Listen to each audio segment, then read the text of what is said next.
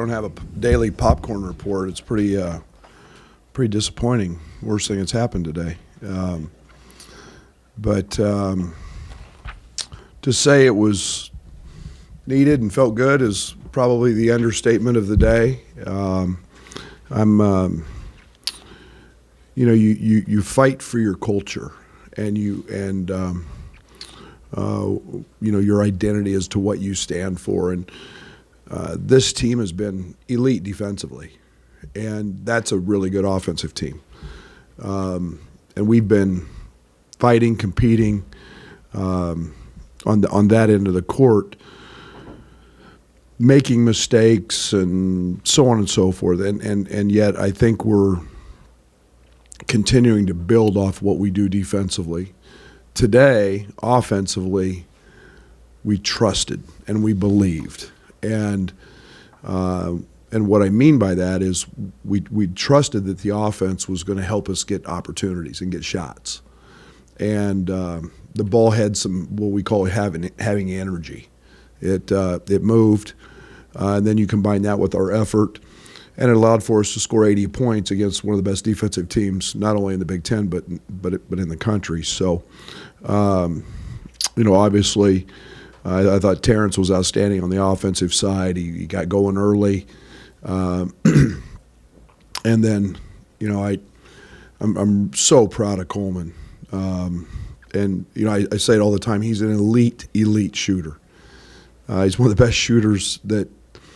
I'm not going to put him in Plummer's area yet, but he's an elite shooter, and that's why we feel great about him shooting the basketball. And today, those opportunities presented itself. What do you have? 6? I can't read it. 6 and 9, 5 and 9, whatever it was.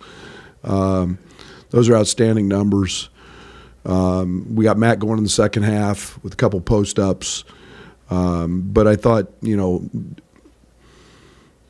Jaden came in and was terrific in the first half, and so it all kind of fell together. It wasn't easy because it's never easy when you've been struggling, and but it was kind of the monkey off the back a little bit, feel good, have fun against a team that was in first place in our league, and I think we've obviously got. I think if Michigan State's lead holds.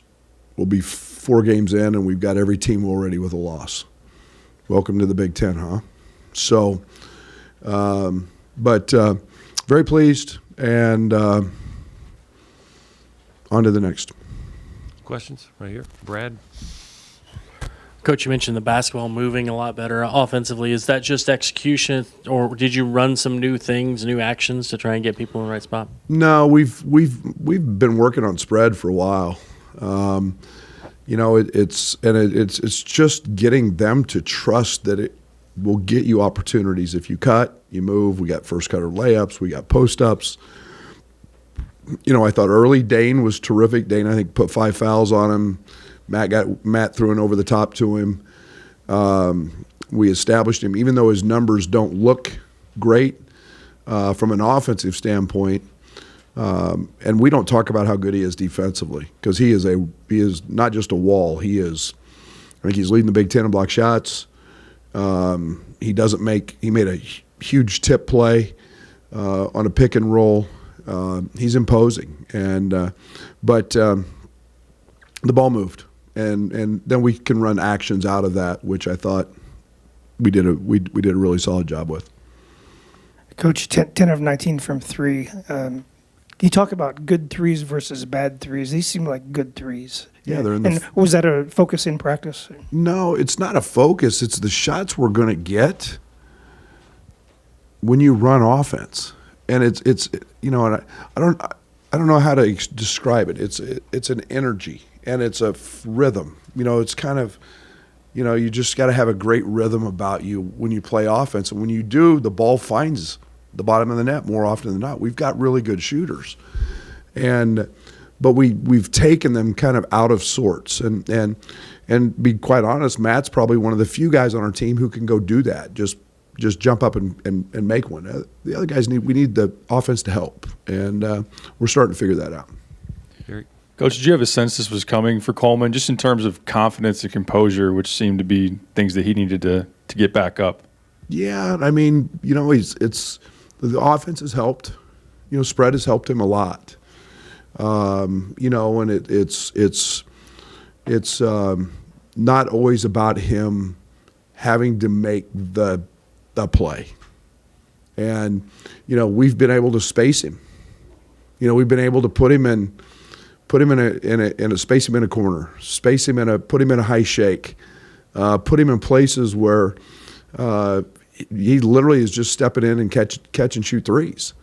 And that's made a nice pass early and a pick and pop and those are simple things and that he does extremely well. So it's nice to see, because like I said, if I could have shot it like that, I'd want to shoot it 15, 20 times a game, because he's a very, very good shooter.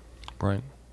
So, Coach, Coleman has talked to us previously about how the freshmen can't play like freshmen, especially going into this stretch of games. How did you feel, outside of Jaden Epps, how the other freshmen played today? Ty was huge. I love Ty Rodgers now. I mean, Ty Rodgers works, and I was so happy to see him shoot the corner three. No one practices and shoots more than he does. Made a great floater. Got two that just kind of in and out. Those will go in. But he's going to be huge for us coming up. He's going to be huge. He's an elite defender. He's a great rebounder, and he's a guy that maybe fought himself a little bit, but he's continued to work. So I've been really pleased. And then, Sincere does what Sincere does. I mean, Chucky dribbled one off his foot, and we wore him out. He wears guards out, and that ball pressure is important. And I love what those guys are doing. Brad, I think you knew growing pains would happen with this team, but what have you learned early in the season just about how you have to lead or coach this team? Yeah, I mean, like I said, if it was simple as coaching X's and O's, you all could do that. You all probably write about all the X. I mean, but it's not. It's we have 8 or 9 new guys, and it's about our culture, and it's accountability, and it's getting them to, even though you win a couple games early, and I mean, we got great wins. That's how good we can be. But you can't get disrailed with a distraction or something that goes awry, and so you have to fight. We got to a point where we weren't playing very hard, and that's not our culture, and so you as a coach have to fight for that a little bit, and get them to understand that that's not acceptable, and then you can piece the X's and O's, and you still have to continue to work on that. But it's the accountability to get them to, man, and I'm going to use Jaden as an example. Chucky took his ball on the wing. I want him to understand that hurt his teammates, and that's accountability, because he was just casual. He's a stud, but it's just the little things like that you fight for, and got a lot of new guys that are still understanding us, and so I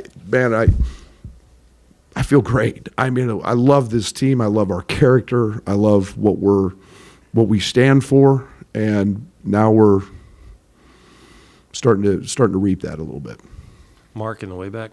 How do you build on this win instead of it just being a one and done after a couple of weeks of tough play? How do you build on this and make sure the momentum carries itself forward? Not let them. I mean, we can enjoy it a few minutes, but it's Nebraska and the next challenge, and it's what I fight for every day. I mean, we have the saying, everyday guys, and it's literally show up and do your job every day.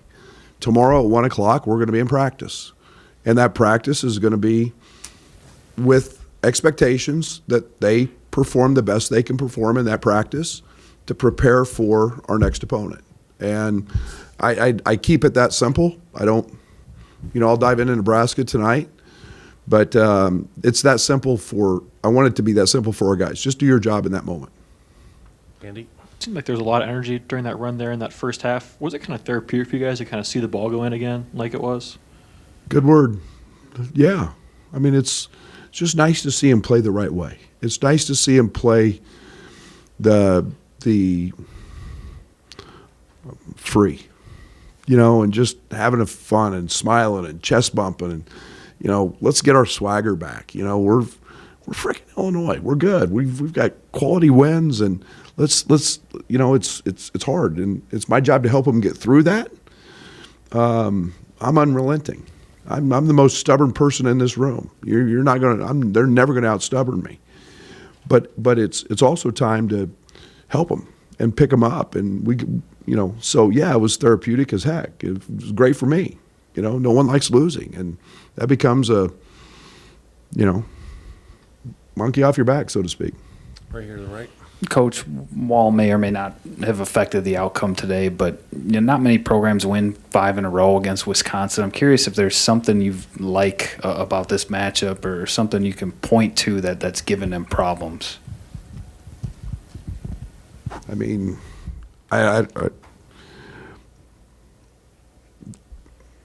Big Ten champions. I don't know. I don't have an answer. Tyler's really good. I mean, they're the only team in the league with 2 first-team All-League guys, and the job Greg does is remarkable. I am a huge fan of their program and what they stand for. I think it's really just this. I think it's a cyclical thing that sometimes it happens. I don't know how many we lost to here. Derek could probably tell you we probably one point lost a lot to them. I think it happens. Today it was beneficial for us that Tyler didn't play. I don't know what the outcome would have been, but because some of the other guys stepped up. But I don't put too much into all that. Chad? Coach, 7 different players with an assist today. Does that signify how well the offense worked? I'll give it a standing ovation. Yes, it's nice. Share the ball, and be a great teammate. We talk about .5 basketball. It's a term we use a lot. Just and be shot ready, and the offense helps because they know where everybody's going to be all the time, and we did a great job of doing that. Yeah, I hadn't caught that, but that's a great number. Joy? Brad, I have to ask, just what's the communication like from you guys as a program to Sky, and then what's that kind of look like over the next few weeks? Yeah, it's I mean, there's no timetable on anything. It is about not basketball. It is about a brother, a teammate that has, as he said, personal things that he needs to figure out. We're going to love him. We're going to provide everything that we can in every facet. And as much as we want to make things about basketball and wins and losses, those go on a back burner really quick. And in my book, with me. And so we're here to support. I'm not going to get into details. I thought he put it very well in his statement. I tried to in mine that we're going to provide every resource that we can to try to help him in whatever he needs. And when it's right, it'll be right. Derek and then Doug. Coach, you've been in a position where you're remaking your offense in the middle of the season before. With this group, from a player standpoint, what's allowed them to have it where you finally maybe break through today? Yeah, versatility. We, like I said, we got a guy like Coleman who can shoot it. We at 6'10", we got a guy at 6'9", and Matt who can shoot it and go get one. We got 6'6", 220 who can drive it, get downhill.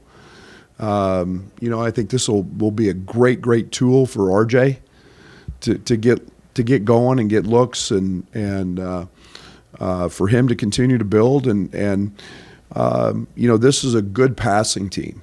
so spread becomes really good when you can pass the basketball. And but it's just versatility, and it's not easy to learn. It takes some time, and we've been working at it for a while. And today was just kind of a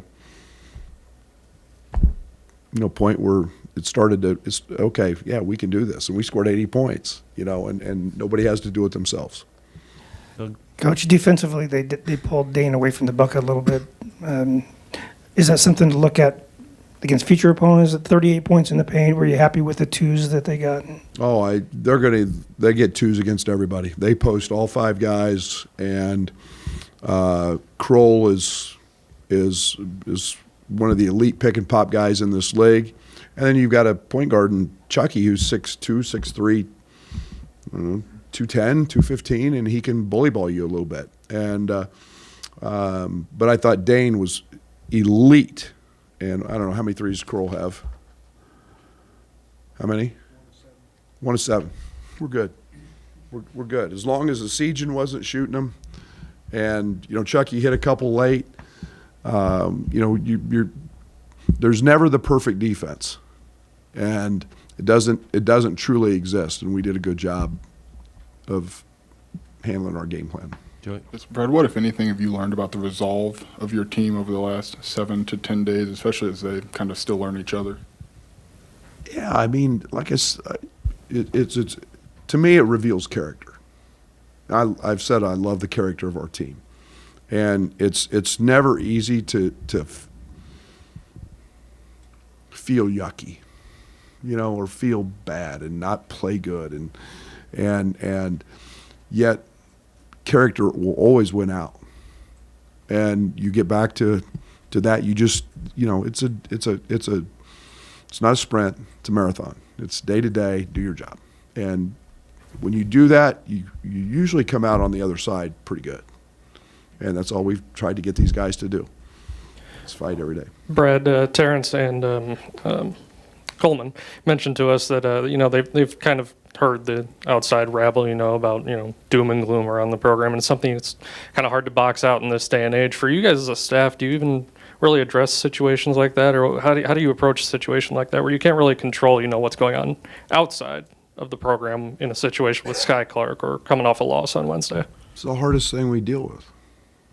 I mean, I wouldn't want to be a kid in today's world. It's a challenge. Are we going to get them to stop looking at their phones and stop looking at social? No. But all we can try to do is continue to need each other, help each other in that locker room, and eventually block out all the outside noise. And that's hard to do. There's a reason I don't have any of the apps anymore. I don't want to read that nonsense. And so it's just it's a challenge. 18-year-olds have a lot on their have a lot on their plate, and unfortunately, I've got a lot of 18-year-olds, and that's not an excuse. All I can do is try to be a mentor, a father, a coach, a person who listens, and try to help them through all those difficulties as they arise. All right, thank you, Brad. Thank you.